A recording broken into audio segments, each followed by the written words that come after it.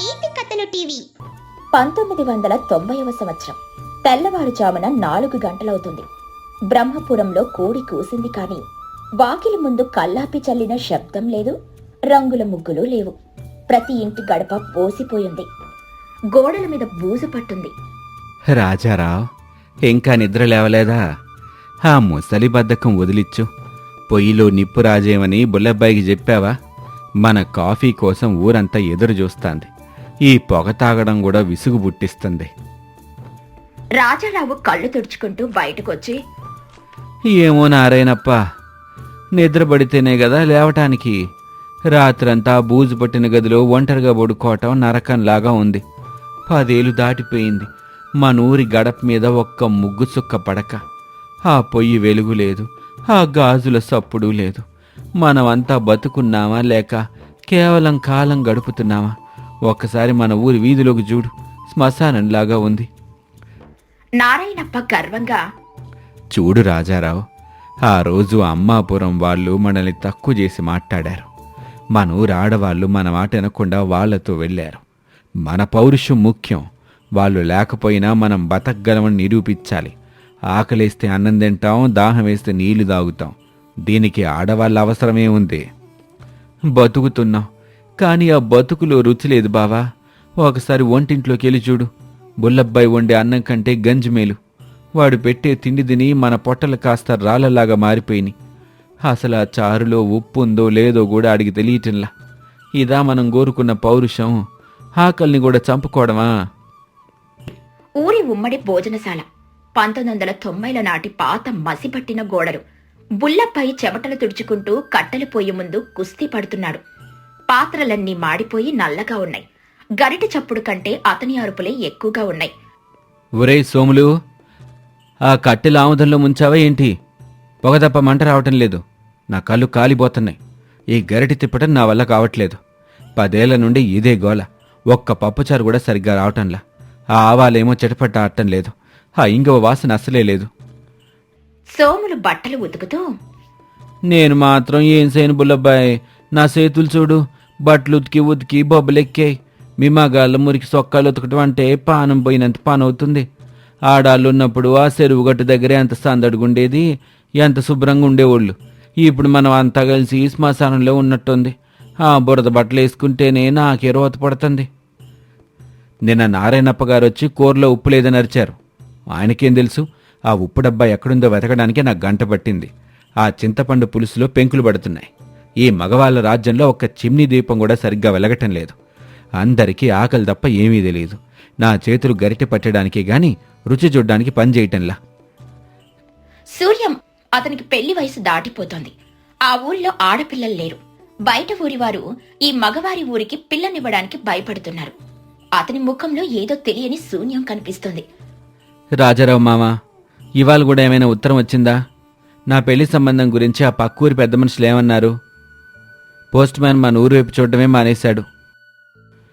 ఏముంటుంది సూర్యం, ఆడాలు లేని ఊళ్ళో మా పిల్లనంపి ఏం చేయమంటారు? అక్కడ చాకరీ చేసేదెవరు, అన్నం వండేదెవరని అడుగుతున్నారు. మీ ఊళ్ళో ఒక చెంచా తిప్పే చెయ్యి లేదు, నీళ్లు దోడే మనిషి లేదు. అక్కడ మా పిల్లట్ట బతుకుద్దని నిలదెత్తన్నారు.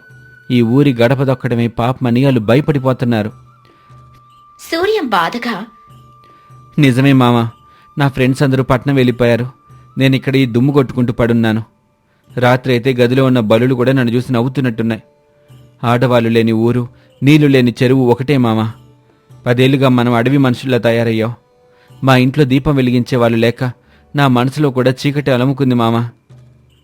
ఏమో ఈ సూర్యం, అంత దిగులు పడకు. నారాయణప్ప గారు ఏదో ఒక దారి చూపిస్తారులే. ఆయన మాటే మనకు వేదం గదా. పౌరుషం ఉంటే అన్నీ వస్తాయి. వేదం కాదు మామ, అది మన ఊరి శాపం. ఆయన అహంకారం వల్ల మనమంతా ఇక్కడ ఇలా మాడిపోతున్నాం. పౌరుషం ప్లేట్లో అన్నం పెట్టదు మామ, అది కేవలం కడుపులో మంట పెంచుతుంది. అప్పుడే సాయంత్రం వేళ పట్నం నుండి చక్రధర్ అనే ఒక యువకుడు ఆ ఊరికొచ్చాడు. అతను ఆ ఊర్లో పుట్టి పెరిగిన వాడే కాని చదువు కోసం బయటికెళ్లాడు. ఊరి పరిస్థితి చూసి అతను నిర్ఘాంతపోయాడు. నమస్కారం నారాయణప్ప గారు. ఏంటి మనూరిలా అయిపోయింది? నేను చిన్నప్పుడు చూసిన బ్రహ్మాపురం ఇది కాదు. ప్రతి ఇంటి ముందు పచ్చటి తోరణాలుండేవి. సాయంత్రం దీపారాధన శబ్దాలు, పిల్లల అరుపులు వినిపించేవి. ఇప్పుడు ఎటు చూసినా చిందరవందరగా మురిగ్గా ఉంది. కుక్కలు కూడా దీనంగా చూస్తున్నాయి. ఆ రా చక్రధరు, నువ్వు చాలా ఏళ్ల తర్వాత వచ్చావు. మన ఊరిప్పుడు పౌరుషానికి ప్రతీక. మన మగవాళ్ళంతా ఐకమత్యంగా ఉంటున్నాం. ఎవరి మీద ఆధారపడకుండా బతుకుతున్నాం. ఎవ్వరి చాకిరీ మాకక్కర్లేదు. చక్రధర్ నవ్వుతూ, ఇది ఐకమత్యం కా తాత, ఇది ఒంటరితనం. మీ చొక్కాల మీద ఉన్న మురికి చూస్తుంటే అర్థమవుతుంది మీరు ఎంత ఐకమత్యంగా ఉన్నారో. ఒక ఇల్లు దేవాలయం కావాలంటే అక్కడ ఒక తల్లి, ఒక భార్య ఉండాలి. వాళ్ళ పలకరింపులో ఉండే కమ్మదనం ఈ హుక్కాపొకలో లేదు తాత. ప్రకృతిలో కూడా సగభాగం స్త్రీదే. మరి మీరు ఆ సగభాగాన్ని వదిలేసి పూర్తి జీవితం ఎలా గడుపుతారు? ఒక కన్ను మూసుకొని ప్రపంచాన్ని చూస్తున్నట్టుంది మీ పరిస్థితి. చక్రధర్ చెప్పింది నిజమే బావా. ఇన్నాళ్ళు మనం దాచుకున్న బాధ ఇదే. లోపలందరికీ ఉంది కానీ నీకే భయపడి ఎవ్వరూ చెప్పటంలా. మనకిప్పుడు రుచికరమైన భోజనం కంటే ఆత్మీయమైన పలకరింపు కావాలి. రాత్రిపూట జ్వరం వస్తే తలమీ చెయ్యేసే మనిషి లేని బతుకు ఓ బతికేనా? ఊరిలో గ్రామదేవత జాతర మొదలైంది. 1990లలో జాతరంటే అది ఒక పెద్ద పండగ. కాని ఆడవాళ్ల లేని ఆ జాతర చాలా వెలవెలబోతోంది. నైవేద్యం వండడానికి ఎవరూ లేరు. పూలదండలు కట్టేవారూ లేరు. గుడిగంటలు మోగుతున్నా మనసుల్లో మాత్రం నిశ్శబ్దముంది. నారాయణప్పగారు, జాతరలో అమ్మవారికి బట్టలు పెట్టేవారు లేరు, వడిబియ్యం పోసేవారు లేరు. ఇలాంటి జాతరని నేను నా జీవితంలో చూడలేదు. శాస్త్రం ప్రకారం ఆడవాళ్లు లేకుండా ఈ పూజ పూర్తి కాదు. గ్రామానికి ఏదో కీడు జరుగుతుందని నా మనసు చెప్తుందండి. అమ్మవారు ఆగ్రహిస్తే ఈ ఊరు మట్టిలో కలిసిపోతుంది. బుల్లపై పరిగెత్తుకుంటూ వచ్చి, బాబోయ్, వంటగదిలో అంతా నాశనం అయిపోయింది. ఆ పొలిమేరల దగ్గర ఉండాల్సిన శుభ్రత ఎక్కడా లేదు. ప్రసాదం అట్టకట్టినట్టుంది. ఎవరూ తింటం లేదు. జనం ఆకలితో వణికిపోతున్నారు. ప్రసాదం రుచి చూస్తే కన్నీళ్ళు వస్తున్నాయి మావయ్య. చూసారా, దేవుడు కూడా మనల్ని ఆశీర్వదించటం లేదు. ఒక చిన్న గొడవ వల్ల మీరందరూ మీ ఆత్మీయుని దూరం చేసుకున్నారు. అక్కడ అమ్మాపురంలో మీ భార్యలు, తల్లులు కూడా మీకోసం ఎదురు చూస్తూనే ఉంటారు. ఎందుకంటే స్త్రీకి క్షమాగుణం ఎక్కువ. మీరు ఒక్కడుగు ముందుకేస్తే వాళ్ళు 10 అడుగులు పరిగెత్తుకుంటూ వస్తారు. ఈ పౌరుషం ఎవరికోసం తాత? మనల్ని మనం కాల్చుకోటానికా? చక్రధర్ మాటలు ఊరి పరిస్థితి నారాయణప్ప మనసును మార్చాయి. రాత్రిపూట అతను ఒక్కడే కూర్చొని ఆలోచించాడు. 10 ఏళ్ల క్రితం తన భార్య తనతో అన్న మాటలు గుర్తొచ్చాయి. అహంకారం ఇల్లు కడుతుంది కాని ప్రేమ మనసుని కడుతుంది అని. చీకట్లో తాను చేస్తున్న తప్పు అతనికి స్పష్టంగా కనిపించింది. అతను లేచి రాజారావు దగ్గరికి వెళ్ళాడు. రాజారావు, నేను తప్పు చేశాను. నా ఒక్కడి మొండితనం వల్ల ఈ ఊరంతా ఆకలితో, ఒంటరితనంతో కుమిలిపోతుంది. ఇన్నాళ్ళు ఈ మగవాళ్ళ రాజ్యం గొప్పదనుకున్నాను. కానీ ఇక్కడ రాజసం లేదు. కేవలం రాతి గుండెలే ఉన్నాయి. నరకం అంటే ఏంటో ఈ 10 ఏళ్లలో చూశాను. రేపుదయాన్నే మనం అందరం కలిసి అమ్మాపురం వెళ్దాం. నిజంగానా బావా? ఈ మాట కోసం నేను 10 ఏళ్లుగా ఎదురు చూస్తున్నాను. మన ఊరు ఆడవాళ్ళని తిరిగి తీసుకొద్దాం. మళ్ళీ మన ఇళ్లలో దీపాలు ఎలగాలి. నా పెరట్లో ఉన్న తులసి కోట మళ్ళీ వెలగాలి బావా. సూర్యం సంతోషంతో గంతులేస్తూ, బామ్మని అక్కని మళ్ళీ చూస్తానా మావా? ఇవాళ నాకు నిద్రపట్టేదైతే. బులబ్బాయ్, రేపు వంటగదిని శుభ్రం చేయి. మహాలక్ష్మిలో వస్తున్నారు. మురికంతా పోవాలి, మురిపేన రావాలి. శుభ్రం చేయడం ఏంటి? ఆ గరిటెలు వాళ్ళకి అప్పగించి నేను హాయిగా అరుగు మీద కూర్చుని ఆవకాయ అన్నం తింటాను. నా జన్మ ధన్యం అవుద్ది. వంట చేయడం కాదు, వడ్డించటం నేర్చుకుంటాను. మరుసటి రోజు ఉదయం సూర్యుడు కొత్త కాంతితో ఉదయించాడు. ఊరి మగాళ్లందరూ కలిసి చక్రధర నాయకత్వంలో ఎడ్ల పండ్లు కట్టుకుని అమ్మపురం చేరుకున్నారు. అక్కడ ఊరి చివరనే ఆడవాళ్లందరూ వీరి కోసం ఎదురు చూస్తున్నారు. బహుశా వాళ్లకు కూడా ఈ సమాచారం చక్రధర్ ద్వారా ముందే చేరుంటుంది. ఆత్మీయతలు, కన్నీళ్లు ఒక్కసారిగా ఉప్పొంగాయి. 10 ఏళ్ల వియోగం ఒక్క నిమిషంలో కరిగిపోయింది. నారాయణప్ప భార్య సుమతి, ఏవండి వచ్చేశారా? 10 ఏళ్లు పట్టిందా మీకు నా విలువ తెలియడానికి? ఆ ఇల్లు ఎలా ఉందో, ఆ తలుపులు ఎలా ఉన్నాయో అని రోజు ఇక్కడి నుండి దిగులుగా చూసేదాన్ని. మేం లేకుండా మీరెలా తిన్నారో, ఎలా పడుకున్నారోనని నా గుండె తరుక్కుపోయేది. నారాయణప్ప తల వంచుకుని కన్నీళ్లతో, క్షమించు సుమతి, నేను ఇల్లు కట్టాను గాని నువ్వు లేకపోతే అది కేవలం ఇటుకల కుప్ప అని ఈరోజు తెలిసింది. పౌరుషం కంటే ప్రేమ గొప్పదని అర్థమైంది. మమ్మల్ని క్షమించి మన ఊరికి రండి. బ్రహ్మాపురం మళ్ళీ కలకల్లాడాలి. కాంతమ్మ బుల్లబ్బాయి భార్య. ఏమండి, మీ ముఖమేంటి అలా అయిపోయింది? సరిగ్గా తిండి లేక పాలిపోయారు. కళ్ళ కింద నలుపు చూడండి. వంటగదిలో గరిట ఎలా తిప్పాలో నేను నేర్పిస్తాను పదండి. వద్దు బాబోయ్, నీ కాళ్ళట్టుకుంటాను. ఆ గరిట నా చేతికేమో బాకు. నువ్వు వండితే చాలు, నేను రాజీ పడతాను. నీ చేతి పప్పు చారు తింటే గాని నా ప్రాణం కుదుటపడదు కాంతమ్మో. వారం రోజుల తర్వాత బ్రహ్మపురం గ్రామం పూర్తిగా మారిపోయింది. ప్రతి ఇంటి ముందు రంగుల ముగ్గులు మెరుస్తున్నాయి. గాలిలో ఆవకాయ గుమగుమలు, కాఫీ వాసనలు వస్తున్నాయి. పాత రేడియోలో ఉల్లాసమైన పాటలు వినిపిస్తున్నాయి. నారాయణప్ప, రాజారావు హాయిగా కబుర్లు చెప్పుకుంటున్నారు. నారాయణమూర్తి, చూశారా, ఒక్క అడుగు ఊరి తలరాతనే మార్చేసింది. స్త్రీ పురుషులిద్దరూ ఉంటేనే అది సంసారం, అది గ్రామం. ఒకరికొకరు తోడవ్వటమే జీవితం. అవునండి, మగవాళ్ళు ధైర్యం ఇస్తే ఆడవాళ్ళు ఓపికిస్తారు. ఈ రెండు కలిస్తేనే జీవితం సుఖంగా ఉంటుంది. 10 ఏళ్లు చీకటి తర్వాత మా ఊరిలో ఇవాళ వెలుగొచ్చింది. 1990ల కాలం మారచ్చు, కానీ మనుషుల మధ్య ఉండాల్సిన ఈ ప్రాథమిక బంధం ఎప్పటికీ మారకూడదు. ఆడవాళ్లు లేని గ్రామం ఎడారి లాంటిది. వాళ్ళుంటేనే అది నందనవనం. ఇల్లు సర్దటం అంటే కేవలం వస్తువులు సర్దటం కాదు, మనస్సుల్ని సర్దటం. సూర్యం కొత్త బట్టలేసుకుని చక్కగా గడ్డం గీసుకుని వస్తూ, చక్రధర్, నా పెళ్లి సంబంధం కుదిరిందిరా. వచ్చే నెలలో మన ఊళ్ళోనే పెళ్లి బాజాలు అవుతాయి. ఇప్పుడు మన ఊరికి పెళ్ళనివ్వటానికి అందరూ పోటీ పడుతున్నారు. అందరూ కలిసి నవ్వుతున్న దృశ్యంతో కథ ముగిస్తుంది. బ్రహ్మపురం ఇప్పుడు నిజంగానే ఒక ఆత్మీయ గ్రామంలా మౌనరాగాల మట్టి వాసనతో వెలిగిపోతోంది. ఆకాశంలోని నక్షత్రాలు కూడా ఆ ఆనందాన్ని చూసి మురిసిపోతున్నాయి. ఈ కథలోని నీతి ఏంటంటే, మొదటిగా స్త్రీ ప్రాధాన్యత. ఒక కుటుంబానికి లేదా గ్రామానికి స్త్రీ ఆత్మ వంటిది. ఆమె లేని జీవితం కళావిహీనం మరియు అసంపూర్ణం. ఇక రెండవది అహంకారం వినాశనం. అహంకారం మనుషుల మధ్య గోడలు కడుతుంది. ప్రేమ ఆ గోడలను వడకట్టి కొత్త వంతెనలను నిర్మిస్తుంది. మూడవదిగా ఐక్యమత్యం. సమాజంలో స్త్రీ పురుషులు ఇద్దరు సమానమే. ఒకరికొకరు తోడై ఒకరికొకరు గౌరవించుకుంటేనే ఏ కష్టాన్నైనా చేయించొచ్చు. ఇక చివరిగా నాలుగవది క్షమాగుణం. తప్పు తెలుసుకోవడం ఒక ఎత్తైతే దాన్ని వినయంతో సరిదిద్దుకోవడం నిజమైన సంస్కారం మరియు నాగరికత. తెల్లవారుజామునే రాజమ్మ వాకిలి ఊడ్చి పేడ నీళ్లతో కల్లాపి చల్లి ముగ్గు పెడుతోంది. ఆ ముగ్గులో రంగులు వేయకపోయినా ఆమె వేసే నైపుణ్యం ఆ వాకిలికి నిండుతనాన్నిస్తోంది. అరుగు మీద నారాయణమూర్తి కూర్చొని రేడియోలో వార్తలు వింటున్నారు. ఆ రోజుల్లో రేడియోనే ప్రపంచాన్ని చూసే కన్ను. లోపల వంటింట్లో పార్వతి, లక్ష్మి కలిసి కాఫీలు సిద్ధం చేస్తున్నారు. పొయ్యిలో మండుతున్న కట్టెల పొగ వాసన ఇల్లంతా వ్యాపిస్తోంది. రాజమ్మా, కాఫీ ఎక్కడా? వార్తలైపోతున్నాయి. రామకృష్ణ ఇంకా నిద్ర లేవలేదా? ఆకాశం మేఘావృతమే ఉంది.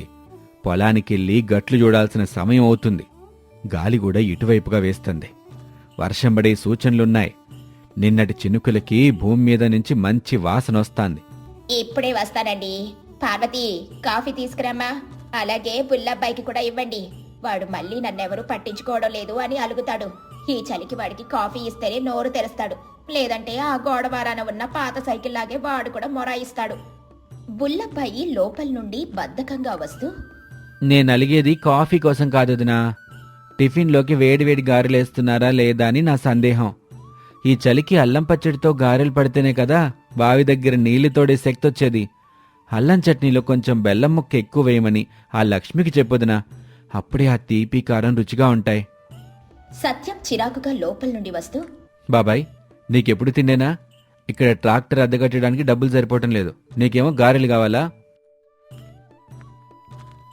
నానా, మన వ్యవసాయం ఇలాగే పాత పద్ధతుల్లో చేస్తే మనం అప్పుల పాలు కావడం ఖాయం. మనం కొంచెం ఆలోచించాల్సింది. పక్కూర్లో అందరూ కొత్త పద్ధతులు వాడుతున్నారు. మనమే ఇంకా ఈ నాగళ్ళను నమ్ముకొని కూర్చున్నాం. కాలంతో పాటు మనం కూడా మారాలి నాన్నా. హరే సత్యం, కంగారు పడకు. నాగలి మనకు అన్నం పెట్టిన సంపద. యంత్రాలు వస్తాయి పోతాయి, కానీ భూమి మీద మమకారం ముఖ్యం. మన తాతల శ్రమ ఈ మట్టిలో ఉంది. అది యంత్రాలకు అర్థం కాదు. టిఫిన్ తింటున్న సమయంలో సత్యం తన మనసులో మాట బయటపెట్టాడు. ఉమ్మడి కుటుంబంలో అందరూ కలిసి ఉండడం వల్ల తన స్వేచ్ఛ పోతుందని, తన ఆలోచనలు ఎవరూ గౌరవించడం లేదని వాడు భావిస్తున్నాడు. సత్యం మనసులో పట్టనపు గాలి తగిలింది. నాన్నా, నేనొక మాట చెప్దాం అనుకుంటున్నాను. మన పొలంలో ఈసారొచ్చిన ఆదాయం మనం విడివిడిగా పంచుకుంటే బాగుంటుందేమో అనిపిస్తుంది. రామన్న చేసే ఖర్చులు వేరు, నా ఖర్చులు వేరు. ఉమ్మడి ఖాతాలో ఉంటే ఎవరికి ఎంత వస్తుందో తెలియటం లేదు. పైగా నాకు పట్టణంలో ఒక చిన్న వ్యాపారం చేయాలనుంది. అక్కడ నా స్నేహితుడు వాసుదేవ్ మంచి అవకాశం ఇస్తానన్నాడు. ఈ పల్లెటూరి బురదలో నా కాలం అంతా గడిపేయలేను. నాకు కూడా ఒక ప్రత్యేకమైన గుర్తింపు కావాలన్నా. రామకృష్ణ ఆశ్చర్యపోతూ, ఏమంటున్నావు సత్యం? నాన్నుండగా విడిపోవటం ఏంటి? ఆదాయం ఏదైనా అది ఇంటి అవసరాలకే కదా వాడుతున్నాం. మనమంతా ఒకే గుడ్డి పక్షులం కదా.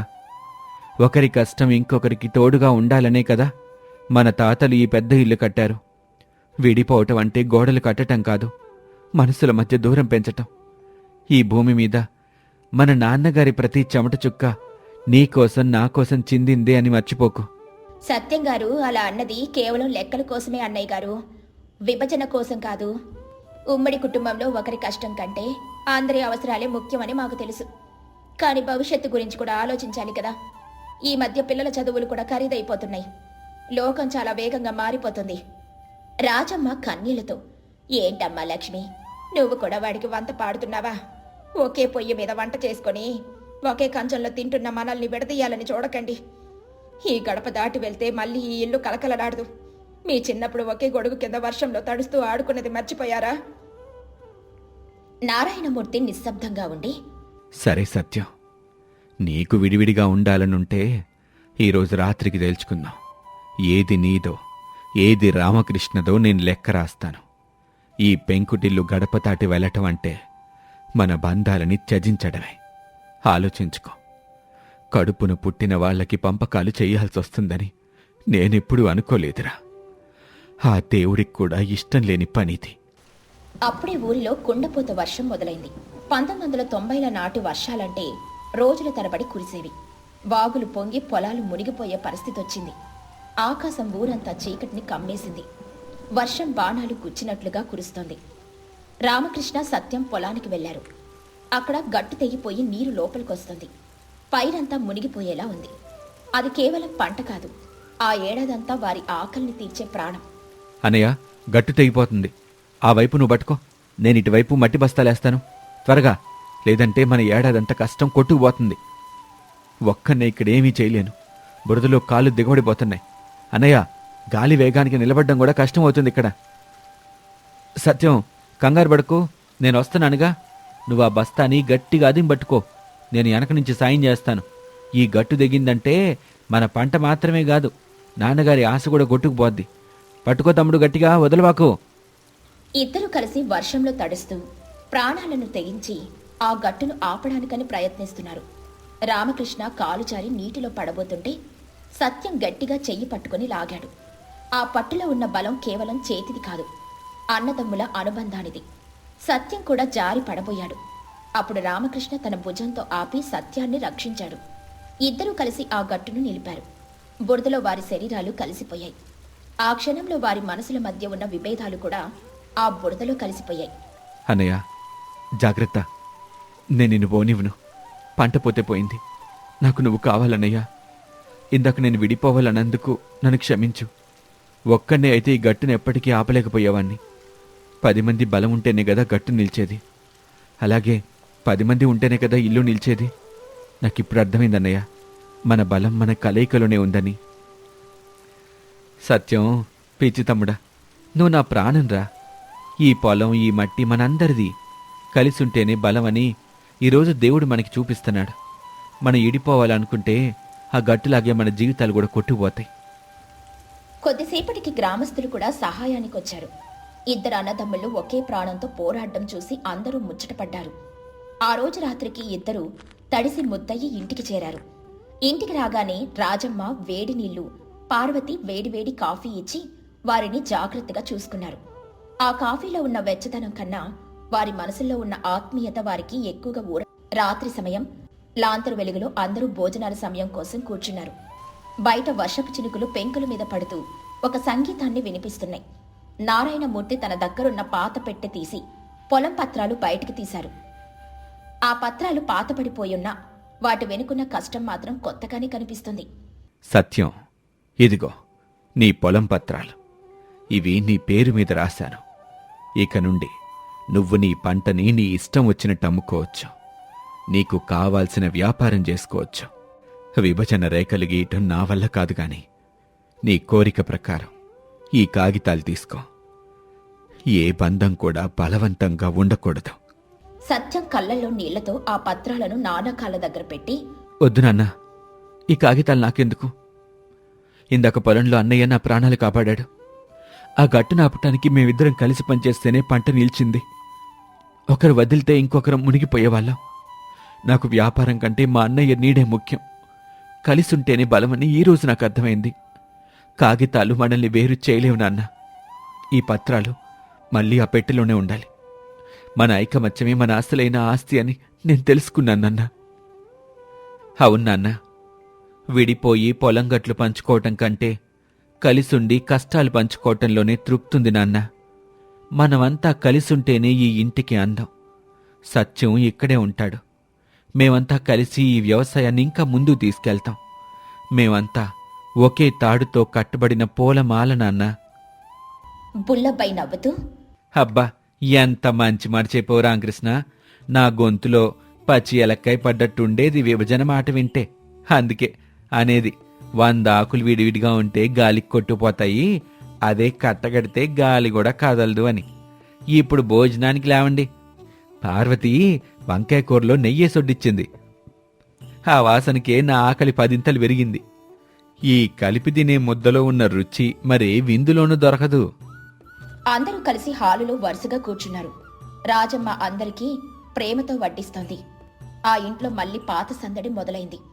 ఈ అరుగు, ఈ గడప ఇవన్నీ మన మధ్య ఉన్న అనుబంధాలకు గుర్తులు. డబ్బులు ఎప్పుడూ వస్తాయి పోతాయి, కానీ మనుషులు ఒక్కసారి దూరమైతే మళ్ళీ కలవలేం. మన ఉమ్మడి కుటుంబమే మన అసలైన ఆస్తి. ఈ గడప దాటి ఎవరూ వెళ్ళకూడదు. ఈ పెంకుటిల్లు మనందరినీ కాపాడే దేవాలయం. అవునత్తమ్మా, మన ఇంట్లో ఉమ్మడి పొయ్యి వెలుగుతున్నంతకాలం మన కడుపులు నిండుగానే ఉంటాయి, గుండెలు ధైర్యంగానే ఉంటాయి. సత్యం గారు ఇప్పుడు చాలా ప్రశాంతంగా ఉన్నారు. పార్వతక్కయ్య చేతి వంటలో ఉండే రుచి హోటళ్లలో ఎక్కడ దొరుకుతుంది? అది ప్రేమతో కలిసిన రుచి. లక్ష్మి, నీ సాయం లేకపోతే నేను మాత్రం వంట చేయగలనా? మనమిద్దరం ఈ ఇంటికి 2 కళ్ళు. మనమంతా కలిసి ఉంటేనే రాజమ్మత్తయ్య ముఖంలో నవ్వుంటుంది. 1990ల కాలం మారచ్చు కానీ ఉమ్మడి కుటుంబం ఇచ్చే బలం ఏ కాలంలోనూ రాదు. ఐకమత్యమే మహాబలం. పిల్లలు, ఎప్పుడూ ఒకటి గుర్తుంచుకోండి. కుటుంబం అంటే కేవలం రక్త సంబంధం కాదు, ఒకరి కోసం ఒకరు నిలబడే నమ్మకం. కష్టం వచ్చినా సుఖం వచ్చినా పంచుకోవటంలోనే అసలైన జీవితం ఉంది. కథ ముగుస్తూ ఉండగా బుల్లపై ఇంకొక గారి కోసం ఆశగా చూడడం, దానికి రామకృష్ణ నవ్వుతూ తన కంచంలోది వడ్డించడం, అందరూ నవ్వడం దృశ్యంలోకి కనిపిస్తాయి. బయట వర్షం తగ్గిపోయి మబ్బుల మాటు నుండి వెన్నెల కురుస్తోంది. ఆ పేద పెంకుటిల్లు 100 జ్ఞాపకాలకు సాక్ష్యంగా, ఆనందానికి నిలయంగా నిలిచింది. ఈ కథలోని నీతేంటంటే, ఒక చెయ్యి చప్పట్లు కొట్టలేదు, 5 వేళ్లు కలిస్తేనే ముద్ద నోట్లోకి వెళ్తుంది. అలాగే ఉమ్మడి కుటుంబంలో ఐక్యమత్యమే అసలైన సంపద. కష్టాల్లో తోడుంటే బంధుత్వం కంటే మిన్న ఏదీ లేదు. పంచుకోవడంలోనే అసలైన సుఖముంటుంది. విడిపోవడం సులభం, కానీ కలిసి ఉండడంలోని మనిషి గొప్పతనం దాగి ఉంది.